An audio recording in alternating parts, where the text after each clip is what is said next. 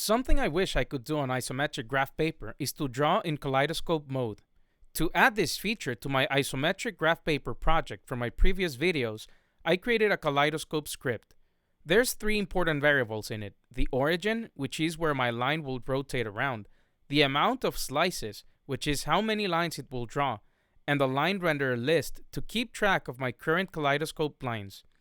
When my script starts a new line, it creates and stores one line renderer game object per slice. Each line game object position is set to the origin position. Since I'm using world space to be able to rotate the line by rotating the transform position, I also need to subtract my origin from every point it draws. To rotate the object, I first calculate the progress of each line by dividing the current slice by the total amount of slices.